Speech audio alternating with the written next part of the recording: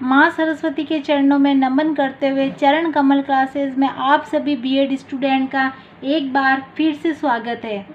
हमारी पिछली क्लास में आपने सूक्ष्म शिक्षण के अर्थ, परिभाषा तथा सूक्ष्म चक्र की जानकारी प्राप्त करी थी। आज हम पढ़ेंगे सूक्ष्म शिक्षण कौशल। सूक्ष्म शिक्षण विधि के अंतर्गत विभिन्न कौशल का प्रयोग किया जाता है ताकि एक शिक्षक अपने शिक्षक को जो प्रक्रिया है उसको प्रभावशाली बना सकें। शिक्षण कौशल क्या होते हैं, कौन कौन से शिक्षण हमें सूक्ष्म शिक्षण विधि के अंतर्गत पढ़ना है, इस सब की जानकारी हम आगे प्राप्त करेंगे। एक छात्र अध्यापक या छात्र अध्यापिका के लिए आवश्यक हो जाता है कि वो शिक्षण कौशल का अर्थ समझे, उनकी धारणाओं से परिचित हो और उन पर पूर्ण अधिकार प्राप्त करने में समर्थ हो, तभी वो एक अच्छा और निपुण शिक्षक बन सकता है। और एक अच्छे शिक्षक बनने का मुख्य उद्देश्य प्रभावशाली शिक्षण कराना होता है। तो ये जो प्रभावशाली शिक्षण जो होता है वो हम सारे शिक्षण कौशल को सीखेंगे, तब हम हमारे शिक्षण को प्रभावशाली बना सकते हैं। अर्थ की हम बात करते हैं। शिक्षण कौशल, एक शिक्षण कौशल शिक्षण क्रियाओं या व्यवहारों का एक समूह है जो छात्रों को सीखने में अप्रत्यक्ष या प्रत्यक्ष रूप से सुविधा प्रदान करता है। ये जो शिक्षण कौशल हम हमारे पाठ के अंतर्गत काम में लेते हैं, जिन कौशल के माध्यम से हम हमारा शिक्षण करवाते हैं, उनके अंदर जो क्रियाएं या व्यवहार होते हैं, ये छात्रों को सीखने में प्रत्यक्ष या अप्रत्यक्ष रूप से सुविधा प्रदान करते हैं। शिक्षण प्रक्रिया शिक्षण कौशलों का एक समूह है।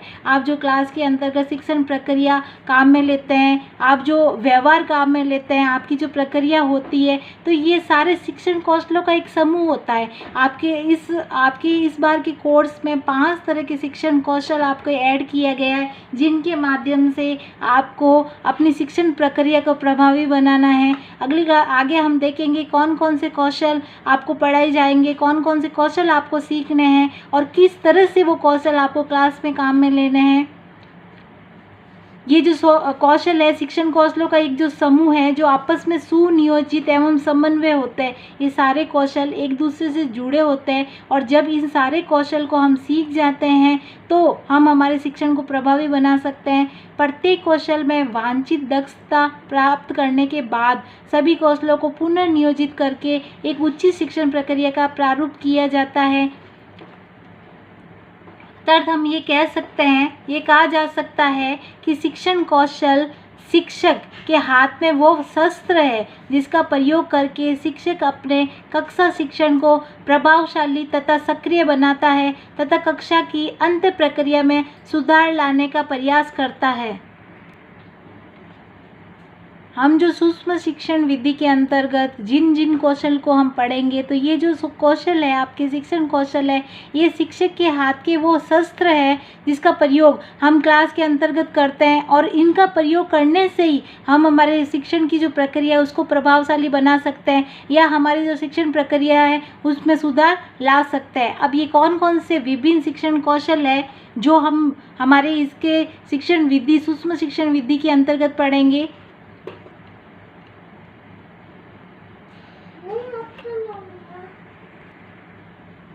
हम सूक्ष्म शिक्षण विधि के अंतर्गत ये जो निम्न 5 प्रकार के कौशल है इनका अध्ययन करेंगे। इन कौशल के माध्यम से हम हमारे शिक्षण प्रक्रिया को प्रभावी बनाएंगे।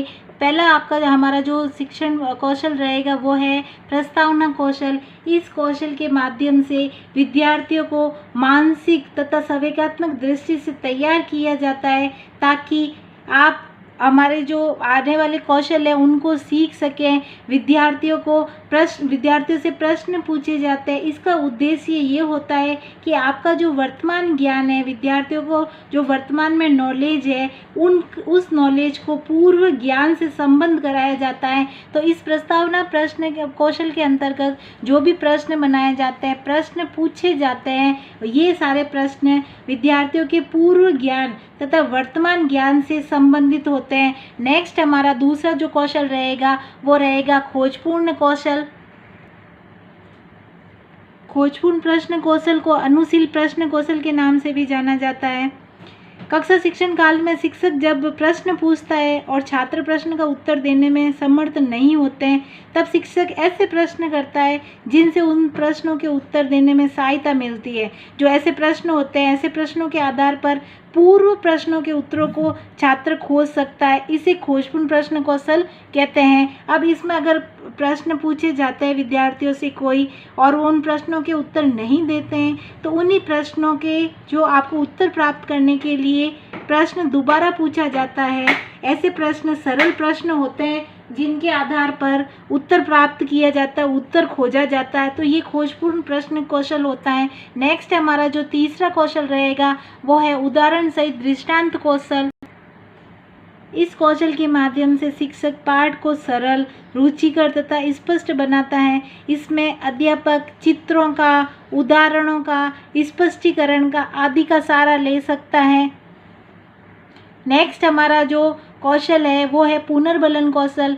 इस कौशल के अंतर्गत जब छात्रों के द्वारा छात्रों से उत्तर प्राप्त किए जाते हैं तो छात्रों को पुनर्बलन दिया जाता है। जैसे उत्तर प्राप्त होने पर हाँ, सही है, अच्छा है, इस तरह से पुनर्बलन प्राप्त होने पर छात्र आगे उत्सुक होते हैं प्रश्नों का उत्तर देने के लिए। नेक्स्ट हमारा जो कौशल है वो है आपके श्यामपढ़ लेखन कौशल। श्यामपढ़ लेखन कौशल के द्वारा विषय वस्तु को स्पष्ट किया जाता है। श्यामपढ़ कौशल का प्रयोग करने के लिए हम श्यामपढ़ पर चित्र बना सकते हैं, पंक्तियाँ लिख सकते हैं और इसका कुशलतापूर्वक उपयोग करते हैं ताकि हम हमारे शिक्षण को और प्रभावी बना सकें। ये जो हमने 5 शिक्षण का अभी जो अध्ययन किया है, इनका विस्तार से अध्ययन हम अगली क्लासेस में करेंगे। किस तरह से प्रस्तावना कौशल आपको तैयार करना है, प्रस्तावना कौशल के प्रश्न किस तरह से बनाए जाएंगे, आपकी जो टीचिंग सब्जेक्ट रहेंगे, आपके जो विषय रहेंगे, उस विषय के द्वारा आपको किस तरह से प्रश्नों का निर्माण करना है, आपके पाठ का निर्माण किस तरह से किया जाएगा, ये सारे आपको अगली क्लासेस में बताया जाएगा। प्रस्तावना कौशल के कौन से घटक होंगे, प्रस्तावना कौशल को किस तरह से प्रयोग किया जाएगा, उसी तरह से खोजपूर्ण कौशल के प्रश्न की संख्या कितनी होगी, कैसे प्रश्न बनाने हैं, उदाहरण से दृष्टांत कौशल आपको किस तरह से प्रयोग में लाना है, क्लास के अंतर्गत आपको कौन कौन से उदाहरण देने हैं और आपको कौन कौन से ऐसे टीचिंग एड है जिनका आप क्लास के अंतर्गत उपयोग कर सकते हो। पुनर्बलन का प्रयोग आपको किन प्रश्नों पे करना है, कैसे करना है, या फिर नेक्स्ट आपका जो कौशल है श्यामपढ़ लेखन कौशल, श्यामपढ़ का प्रयोग आपको कब करना है, किन किन सावधानियों का आपको विशेष ध्यान रखना है। तो ये सारी जानकारी हम हमारी अगली क्लासेस में प्राप्त करेंगे। शिक्षण कौशल के द्वारा हमारे अपने जो शिक्षण होता है उसको किस तरह से प्रभावी बनाया जाएगा, तो इसकी संपूर्ण जानकारी हम अगली क्लासेस में प्राप्त करते रहेंगे। तब तक आप हमारे चैनल से जुड़े रहें और अभी तक अगर आपने हमारे चैनल को सब्सक्राइब नहीं किया है तो प्लीज़ सब्सक्राइब करें और पास में लगे बेल आइकन बटन को प्रेस करें ताकि कोई भी नया वीडियो बीएड कोर्स से संबंधित हो उसकी संपूर्ण जानकारी आप प्राप्त कर सकें।